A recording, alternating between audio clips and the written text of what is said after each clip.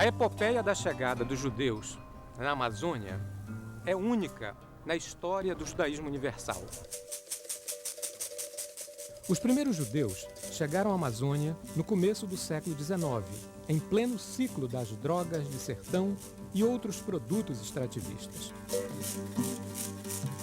Vindos na sua maioria do norte do Marrocos, saíram de um país árido e desértico para a maior bacia hidrográfica do mundo, sob a paisagem de uma das regiões mais belas do planeta.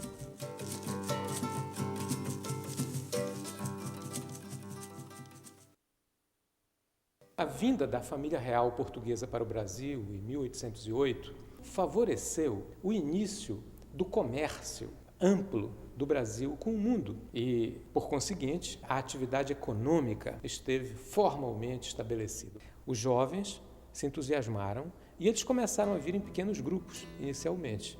Ao completar o Bar Mitzvah, ou seja, ao completarem 13 anos, depois dessa cerimônia que representa a maioridade religiosa, muitos desses jovens começavam a se despedir das suas famílias e se programar para vir ao Brasil, para vir para a Amazônia.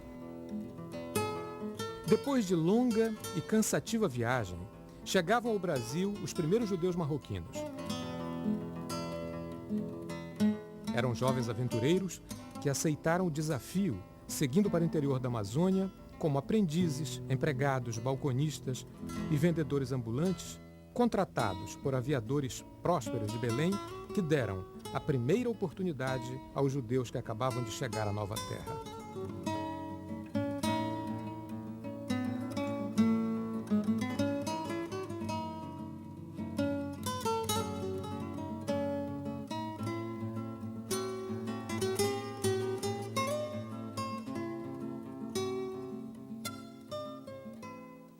A comunidade de Belém, a comunidade judaica, foi fundada no século XIX, em 1830 mais ou menos, onde judeus do norte da África, do Marrocos especificamente, aqui aportaram e assim receberam permissão do governo da província, da época do Pará, para estabelecer comércio.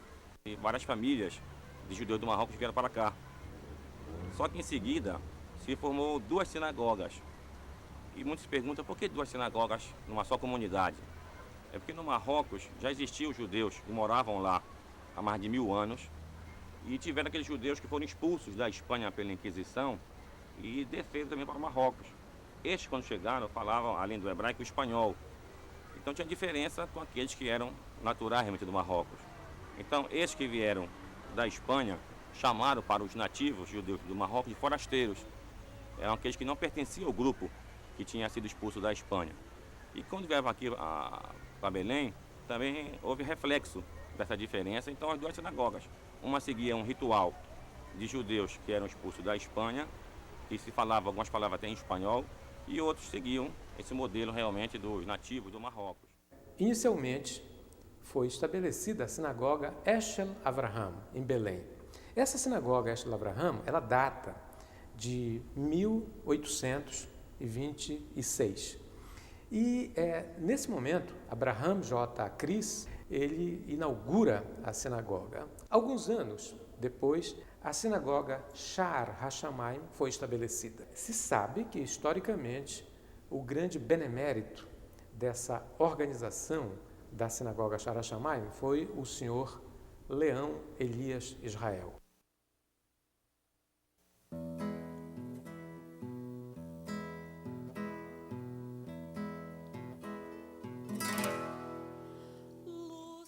Mesmo antes das primeiras sinagogas, as práticas religiosas não foram abandonadas. Ainda receosos com o antissemitismo, já que o Brasil não permitia a liberdade religiosa nessa oportunidade, os judeus reuniam-se em casas particulares, que por imposição imperial não poderiam funcionar como templos, mas de modo íntimo e doméstico.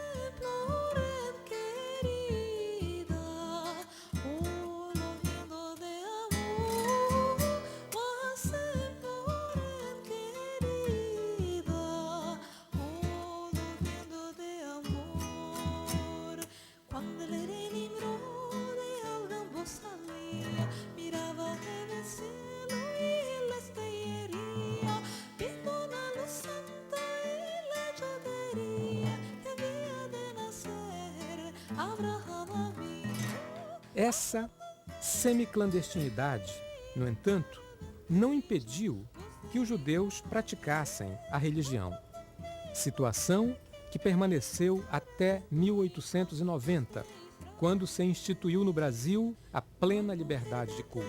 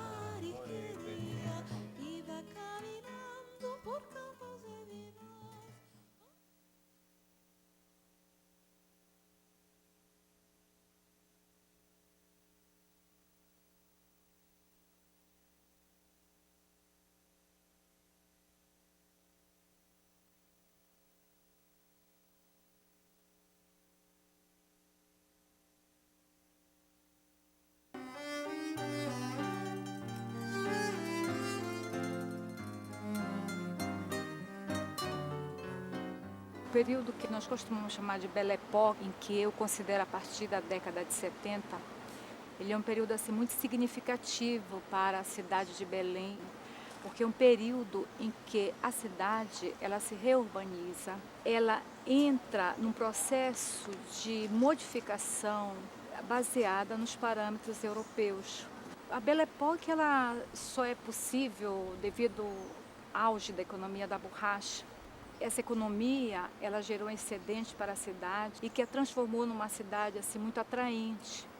Então, os estrangeiros se viram atraídos não somente pela possibilidade de enriquecimento em decorrência da economia gomífera, mas também atraídos porque era uma cidade amazônica, uma cidade diferente, né? E os judeus, eles, evidentemente que eles fazem parte de uma população estrangeira significativa aqui na cidade. Também vieram nesse período de economia próspera. Ele se constituiu assim, não diria numa classe, mas num grupo muito marcante na cidade, que também fazia contraste com essa população cabocla, com essa população amazônica.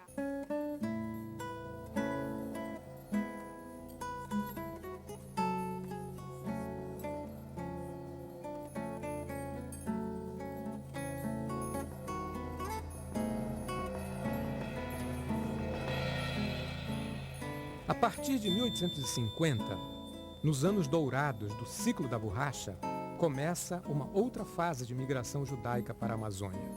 Os judeus do Marrocos começam a receber cartas e chamados de seus parentes, contando as vantagens da terra e a fortuna que estava ao alcance de muitos. Desta vez, ao contrário de seu início, quando vieram apenas homens retirantes, agora a migração era composta por famílias, que, diferentes de outros grupos que vieram para o Brasil, já mostravam o desejo de permanecer na Amazônia.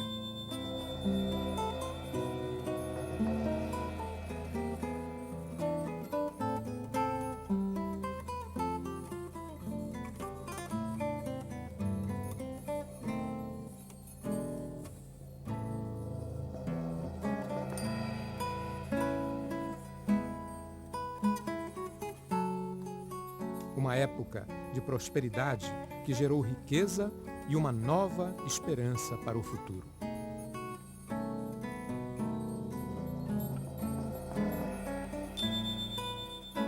O meu pai, Zacarias Amescânia, nasceu na cidade de Salé, Marrocos, no dia 20 de janeiro de 1890.